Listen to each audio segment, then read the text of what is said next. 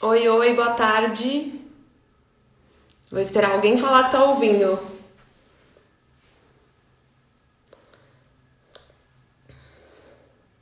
Vamos lá. Algumas pessoas já entraram, então vou me apresentar aqui. Quem não me conhece, eu sou Maria Isabel, a filha caçula do Dr. Ricardo. Vocês estão me ouvindo?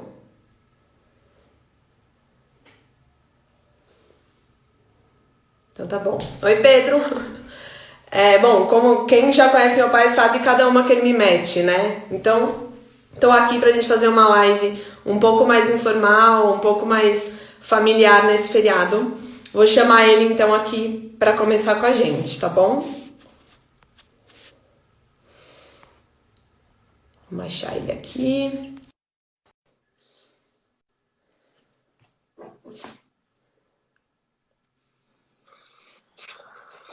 Oi, pai.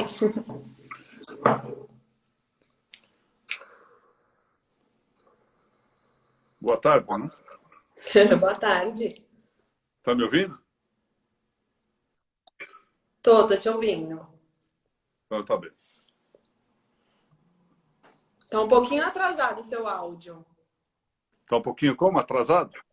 É,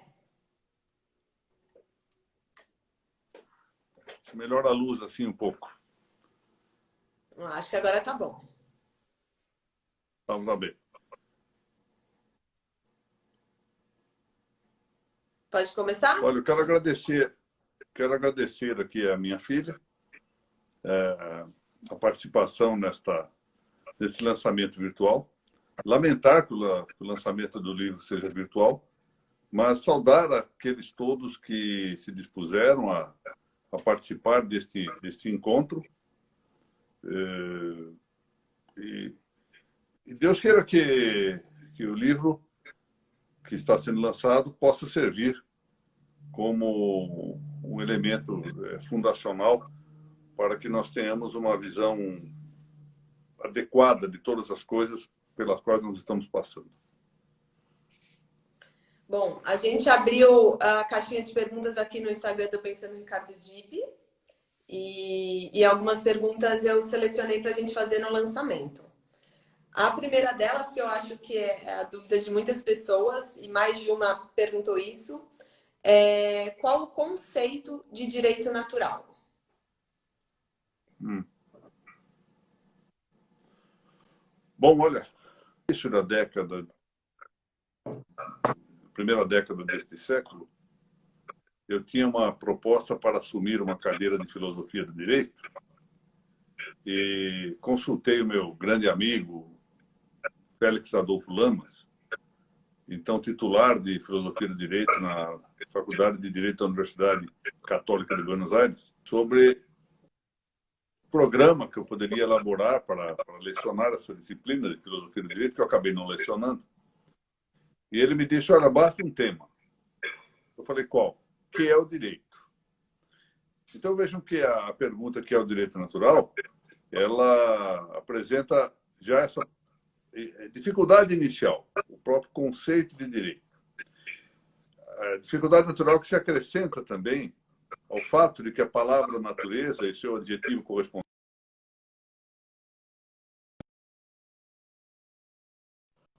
característica de ser um termo analógico, quanto é o termo direito. Para que se tenha ideia, um autor espanhol contemporâneo, Paniker, em espanhol, por exemplo, na língua castelhana, indicou 700 sentidos diferentes para a palavra natureza.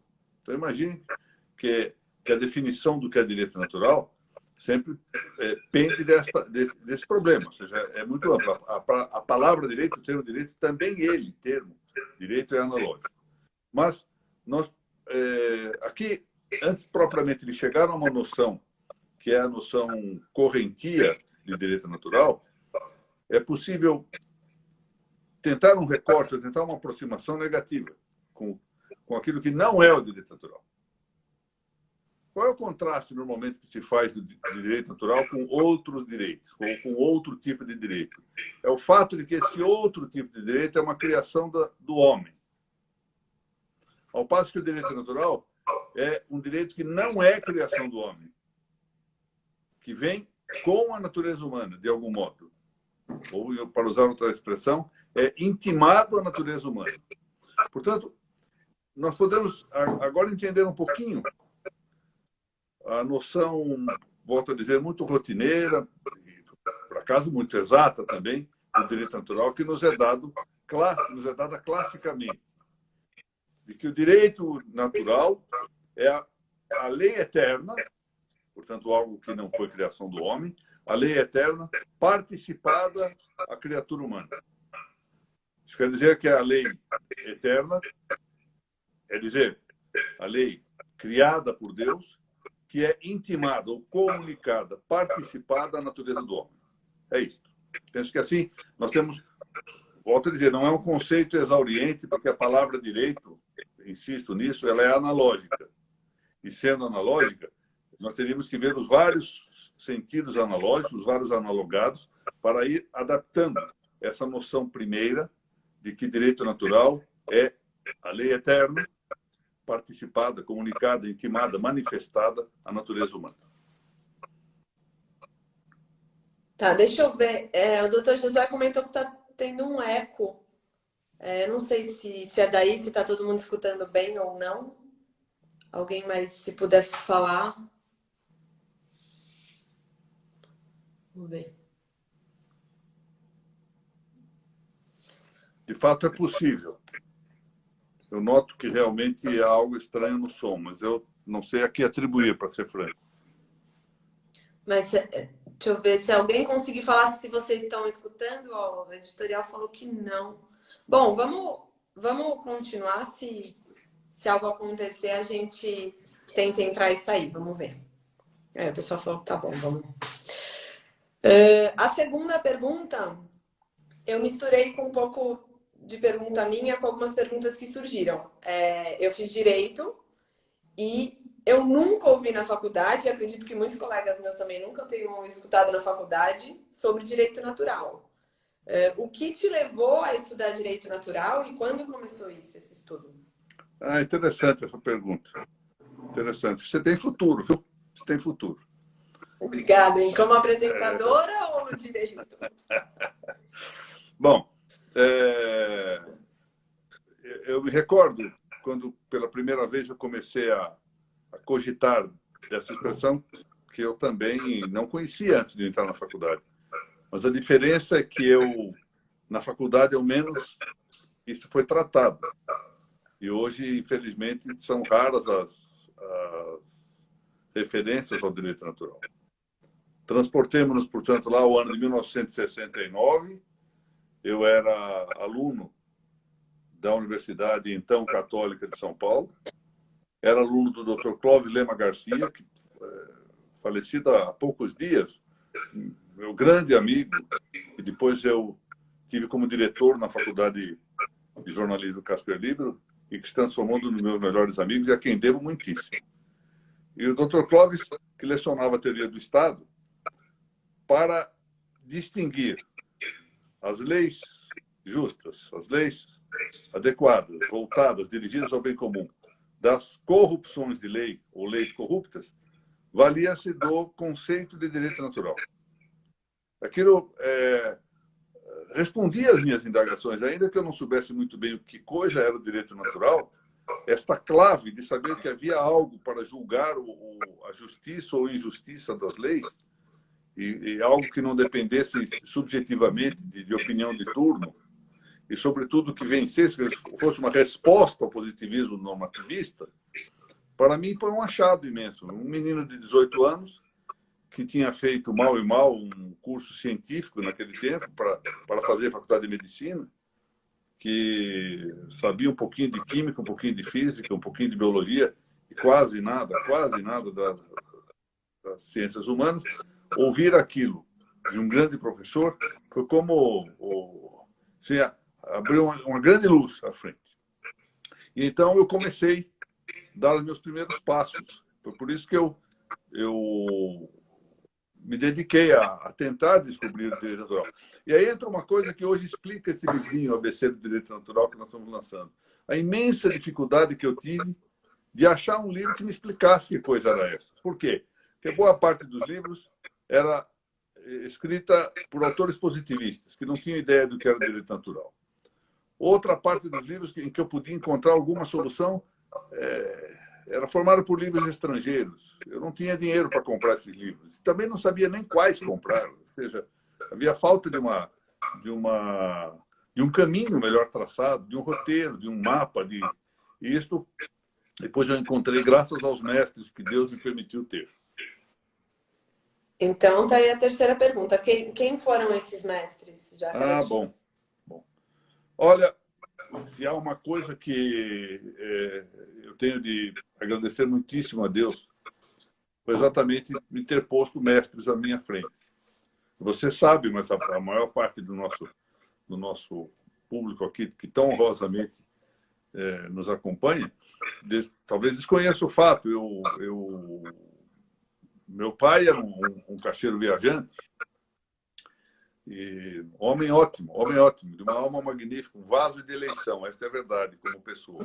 Mas não tinha estudo suficiente para indicar-me essa trajetória. E eu sozinho não conseguia sair disso.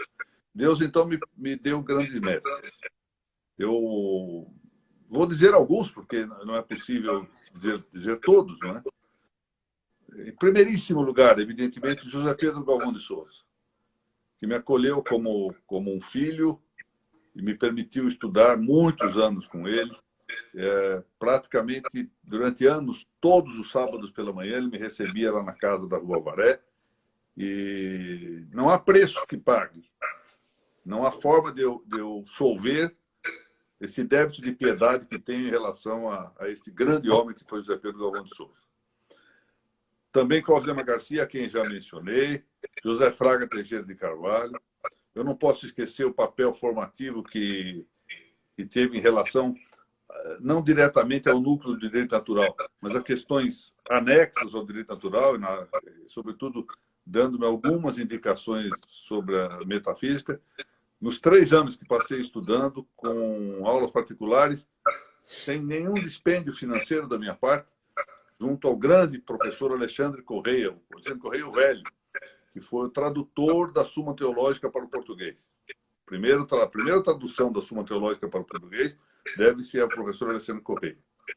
Além disso, depois já mais avançado em idade, eu pude encontrar-me com alguns interlocutores que me ajudaram muito com lições pessoais, ensinando-me algumas coisas, já não propriamente com essa relação entre mestre e discípulo, mas interlocutores que lecionaram muita coisa para o meu aprendizado. Eu menciono alguns aqui: Félix Adolfo Lamas, a quem mencionei, da Universidade Católica de Buenos Aires, José Antônio Widoff, da Universidade de Valparaíso, um grande metafísico chileno, um grande homem.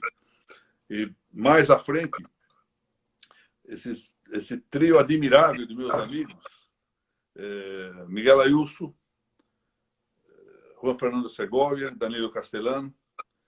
E com esses 3 nomes eu sintetizo vários outros que fazem parte de um grupo admirável de pensadores do direito natural. Eu aqui quero, com a referência a esses 3, mencionar outros que também aí se encontram e com os quais nós, nos congressos, trocamos muitas ideias, há uma troca de interlocução muito grande. E eu não posso deixar também de referir 2 interlocutores atualíssimos, aos quais, para ter ideia do valor que lhes dou, eu remeti cópia desse ABC antes de mandar para a gráfica, porque eu queria que dessem uma opinião, que são os magistrados aqui paulistas, Daniel Serpentini e Josué Modesto Passos, e que são meus interlocutores atuais, com os quais eu troco ideias, ainda que rápidas, sobre o tema do direito natural. Então, a esta gente toda, eu sou muito grato. Sem contar, ao longo do tempo, esse fato é preciso dizer, que o livro surgiu, a ideia do livro surgiu há mais de uma década, graças à invectiva do meu grande amigo, desembargador Vicente Abreu Madei, que dizia: olha, é necessário um livro para a mocidade.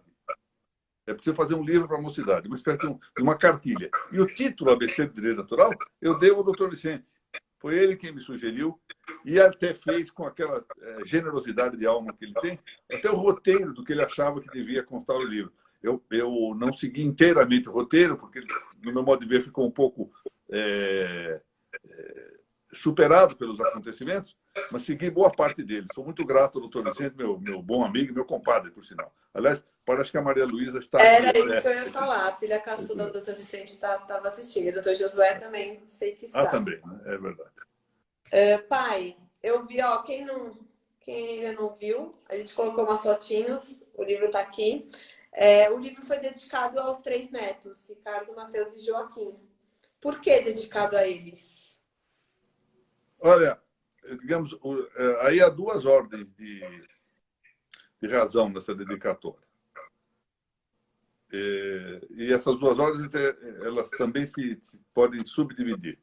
A primeira é que eu tenho a forte esperança, e você terá visto na dedicatória que eu fiz ao Joaquim, que, obviamente, tendo 1 ano de idade, não sabe ler, que eu espero que ele um dia leia o livro. Mesma coisa eu espero que o Ricardinho e o Mateus façam, que leiam o livro. Eu estou dedicando a eles, também do ponto de vista intelectual, para que eles estudem o direito natural. A segunda coisa, e no caso deles, a imensa afetividade. Eu dedico aos meus netos. E as minhas 3 filhas, que me perdoem, eu sempre dizia que a melhor coisa que eu tinha na vida são as 3 filhas. Não é, não. A melhor coisa que eu tenho na vida são os 3 netos. Então, eu dedico a eles com afetividade. Mas há uma segunda ordem. E aí está um segredo. É que, ao dedicar aos netos, eu aceno claramente a ideia de que dedico esse livro, devoto esse livro, àqueles que podem ser beneficiados com o seu estudo. Esse livro não é um tratado de direito natural. Não é um livro de grande profundidade. Não. É um ABC. É uma cartilha. Um ABC que visa a instruir essa gente nova, de muito boa vontade, mas que não sabe por onde começar a estudar o direito natural. E que muitas vezes está sujeito a ser contaminado por ideias inadequadas sobre esse tema. Eu queria até esclarecer o seguinte. Eu sempre tive por meta, e isso eu fiz dentro das minhas possibilidades, que não são muitas, de distribuir bons livros. Eu chamo a atenção aqui para um fato. Quando saiu a Suma Gramatical deste grande pensador brasileiro, que é Carlos Nogueira, fiz questão comprei dezenas e dezenas da obra e distribuí por toda parte, para que mais pessoas pudessem estudá-la. É uma obra magnífica. Recentemente, quando o Centro Dom Bosco lançou o Tratado de Teologia Moral de Santo Afonso Maria de Ligório, eu não consegui fazer o mesmo por falta de bastante força financeira para essa distribuição, mas fiz a minha parte, ou seja, divulgando sempre por onde andava, olha, comprem esse livro, isso aqui Santo Afonso não pode ser perdido. Mesma coisa fiz com a produção do livro do Garrigou Lagrange, que foi também lançado. Assim tenho feito também com as obras da Resistência Cultural, lá do meu amigo José Loredo, tem feito um trabalho magnífico, ou com as obras lá do Dr. Flávio Mamede, a Magnífica, que está reeditando livros do Dr. Zé Pedro Galvão de Souza. Tenho procurado, da minha parte, difundir boa literatura, porque o Dr. Zé Pedro dizia uma coisa muito certa: a vida é muito curta para que nós leiamos tudo o que devemos ler. Quanto mais não o será se lemos coisas erradas. Então, o que eu procurei fazer foi, na verdade, uma cartilha. É um livro simples. Não é um livro para adultos, por assim dizer. Embora talvez até os adultos possam ter uma vantagem aqui. Certa vez o Dr. Zé Pedro foi assistir um curso de lógica que eu ministrei aqui no Instituto dos Advogados de São Paulo. Ele sabia tudo aquilo. E, ao final da aula, ele se levantou e com a humildade que era característica, uma das características de virtude dele, disse: olha, foi ótimo ter relembrado coisas que eu já sabia. E é isso mesmo. Eu acho, essa é uma afirmação que eu faço com toda tranquilidade, ninguém pode escrever sobre direito natural clássico, direito natural verdadeiro, se não for a maneira de um discípulo de São Tomás de Aquino. E a obra é pretende ser, quer ser, e se não for, se corrigirá. Se alguém me convencer de algum equívoco nisso, eu terei todo o empenho em corrigir. Uma obra estritamente tomista, discipularmente tomista. É isto. É isso que essa obra quer ser. Uma obra que possa servir de roteiro para as novas gerações, e entre as novas gerações. Essas gerações novas estão significadas nas pessoas dos meus 3 netos, pelos quais, já disse, eu daria minha vida. Pai, antes de fazer uma pergunta que eu tinha, a doutora Viviane Berton perguntou qual a postura que devemos adotar, os já deformados pelo positivismo, para iniciar o estudo de direito natural. Eu não entendi a pergunta, pode repetir? Qual a postura que devemos adotar, os já deformados pelo positivismo, para iniciar o estudo de direito natural? Então, a Viviane é uma grande magistrada aqui em São Paulo, além do mais, além de ser uma boa juíza, uma alma extraordinária e dedicadíssima, devotadíssima à vida familiar, à vida de militância católica. Bom, Viviane, eu penso assim, todos nós, de uma forma ou outra, estamos contaminados. Uns um pouco mais, outros um pouco menos, conforme as circunstâncias da sua vida universitária. Eu tive a sorte de cursar a Faculdade de Direito num tempo que ainda havia universidade. Muitos não tiveram essa sorte. Eu tive a sorte de ter tido bons mestres, que entre os que eu mencionei, não posso esquecer ainda a figura de Adib Casseb. Então, eu tive ali professores que me ensinaram muita coisa sobre direito natural.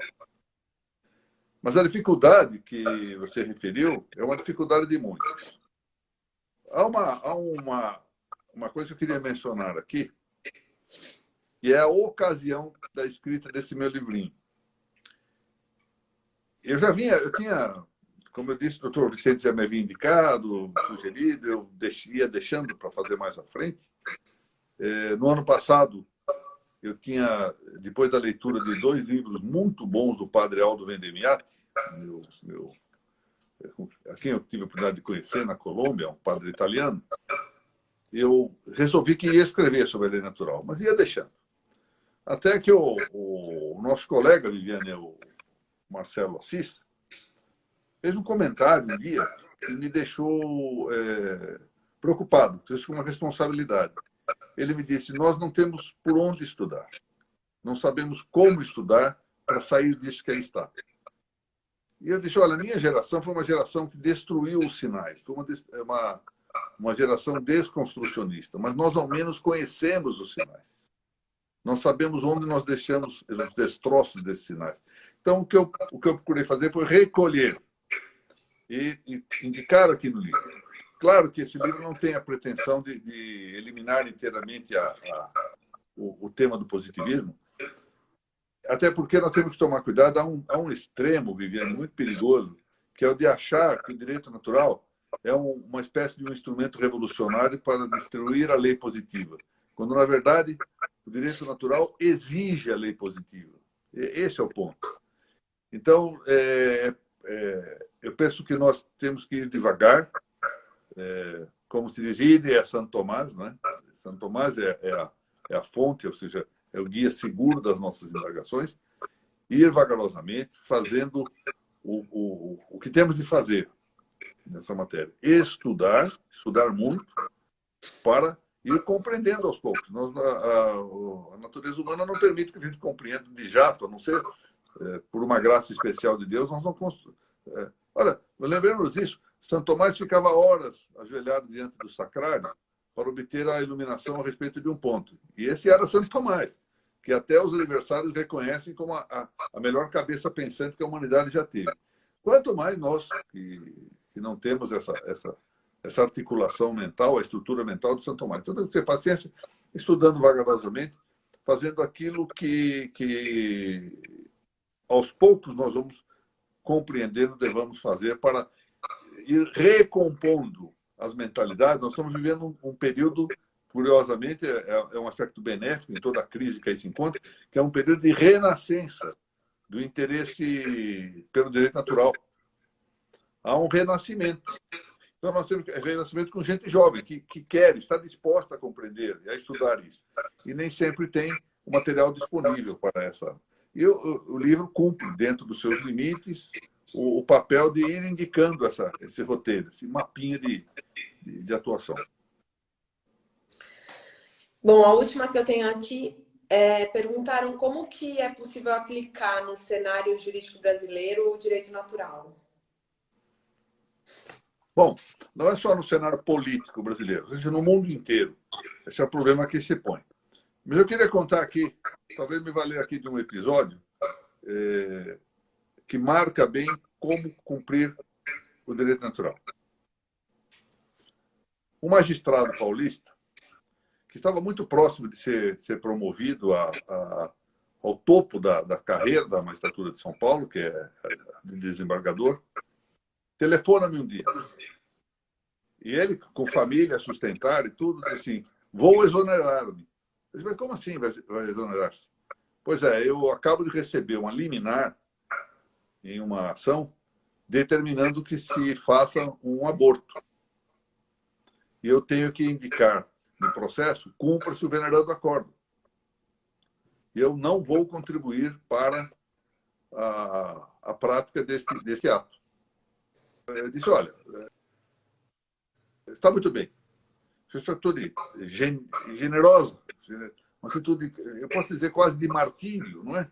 Nós estamos vendo aí coisas, temos visto nos nossos dias aí atuações próximas do martírio, como a do padre Luiz Carlos Lores da Cruz.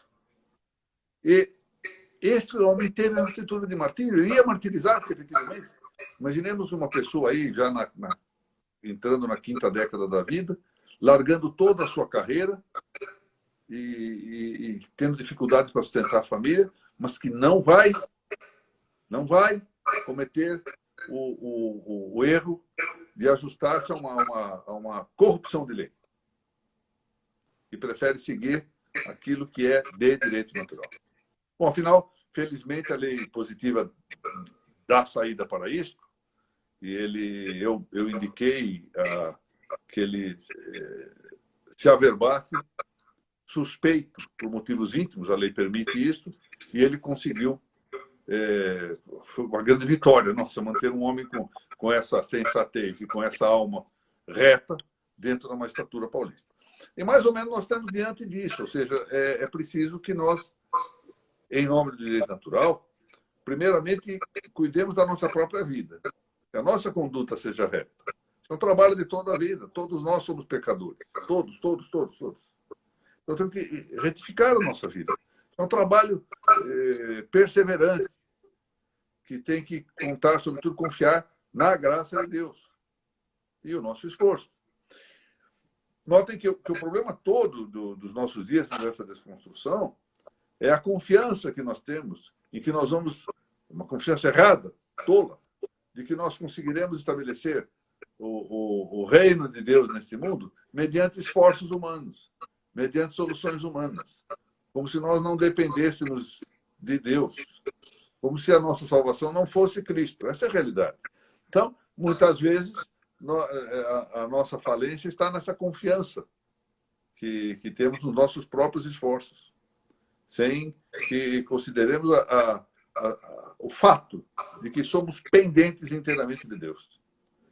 Então, eu penso que, para atuar o direito natural, nós necessitamos, e esse é o nosso esforço, o trabalho diria o trabalho paidéico, pedagógico, de tratar de educar as pessoas. Isso é a correção, a misericórdia que devemos ter, de ensinar espiritualmente aqueles que erram. Muita gente que adota posições errôneas nessa matéria é por absolutamente desconhecer. É porque desconhece. Lembremos aqui, olha, com que eu encerro aqui essa minha resposta. Iering, o grande jurista, coloca uma nota na 2ª edição de um dos livros dele, dizendo que se ele conhecesse Santo Tomás, tivesse conhecido antes, nem teria escrito o livro dele. Porque tudo que ele escreveu de certo está melhor dito de Santo Tomás. e o que ele escreveu de errado, São Tomás já tinha corrigido antecipadamente. Acho que nós temos que fazer isso, estudar e tratar de que nós nos comportemos na nossa vida de maneira o mais reto possível que consigamos. E ir aprendendo com o erro, não é? Aprendendo que somos falíveis, que dependemos inteiramente de Deus. Bom, as perguntas são essas. Eu não sei se você quer falar alguma coisa do livro. Não, eu vou só falar mais uma coisinha. O livro, esse aí. A imagem fui eu que escolhi, viu? É o Triunfo de São Tomás de Aquino, uma imagem do Benozzo Gozzoli, que está no Museu do Louvre. Ele está ladeado por Aristóteles e Platão, e Averroes e Avicena estão a seus pés derrotados, e ele está ensinando Aristóteles e Platão, corrigindo os equívocos desses dois grandes gênios do pensamento mundial. Esse livro se compõe de uma primeira parte, que é a parte mais vasta, que chama exatamente ABC do Direito Natural. Mas, na sequência, eu acabei fazendo um pequeno catecismo de Direito Natural. Aliás, se chama exatamente assim, Pequeno Catecismo de Direito Natural. E eu fiz isso em forma de pergunta e resposta, não são muitas, são umas 30 e poucas perguntas, porque isso me foi sugerido por esse grande sacerdote aqui de São Paulo, o padre Michelino Roberto. Eu, quando falei que estava escrevendo o livro, ele imaginou que eu falei, eu estou escrevendo uma espécie de catecismo do direito natural, querendo dizer que era um livro simples, um resumo, etc., não um tratado. E ele me disse, é muito bom, em forma de catecismo. Aí eu percebi que ele estava imaginando que eu ia fazer pergunta e resposta. Eu achei a coisa muito boa, então eu fiz uma segunda parte, que em alguma coisa reitera a primeira, chamada Pequeno Catecismo de Direito Natural. Algumas perguntas e algumas respostas, o que habilita muito assim, uma certa militância para poder aprender mais rápido. Né? E depois há dois outros trabalhos. Um deles é um trabalho que eu proferi no México há alguns anos e que não havia sido publicado ainda em português. Foi publicado na Espanha, mas não aqui em português. Da pena como remédio do pecado.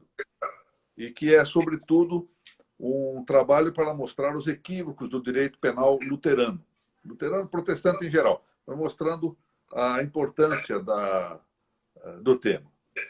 E, finalmente, Nótula sobre o matrimônio romano, trabalho muito pequeno, só para mostrar que o matrimônio, já entre os pagãos, tinha características essenciais, que foram depois recolhidas, como não poderia deixar de ser, pelo pensamento cristão. Perfeito. Bom, quem quiser comprar o livro já está disponível na editora Lepanto. É lepantoeditorial.com.br, é isso? É www.lepantoeditorial.com.br. Eu quero aproveitar... O já nos ajudando mandando o link. Eu quero aproveitar para... O SCAF que fez isso? Sim. Eu quero aproveitar para agradecer algumas pessoas que se revelaram muito generosas em divulgar o livro. Ricardo Scaff é um, Dr. Paulo Henrique Cremonese, grande advogado lá de Santos, trabalho magnífico, minha querida amiga Ludmila Grilo, pessoal do Veredas, José Loreto. Então, gente que... Eu estou esquecendo alguns aqui, mas muita gente que o Dr. Nilo, lá do Acre, o Miguel Vidigal, o Dr. Sampel. Isso é um grupo que... O meu querido amigo Marcelo Teodoro. Então, eu quero agradecer. E agradecer muito ao Conde Júlio Chagas e à doutora Amanda Gil, que são os diretores proprietários da Lepanto, pelo trabalho gráfico magnífico que foi feito aqui. Um trabalho realmente... Claro que não há edição sem falhas. E o autor é louco para achar. Faltou uma letra aqui, uma letra ali, faltou um grifo aqui, um grifo ali, mas o livro está muito bem feito. Também não posso queria deixar aqui um agradecimento ao pessoal lá de Curitiba, principalmente ao desembargador Fábio Della Vecchia e a Mônica Della Vecchia, pelo muito apoio que me deram, bem como também, e de modo derradeiro, a minha querida amiga Thaís Castelo Branco, que foi a criadora desse nosso Instagram aqui, juntamente com a Laura Porto e com a minha filha Maria Isabel, né, que é esta que está aí na parte de cima do vídeo, criaram um pouco contra a minha vontade, etc., esse Instagram para referir os meus pequenos trabalhos. Eu sou muito grato a toda esta gente. E tem sido útil, porque muitas pessoas perguntam dos livros. Então, continuaremos com esse Instagram.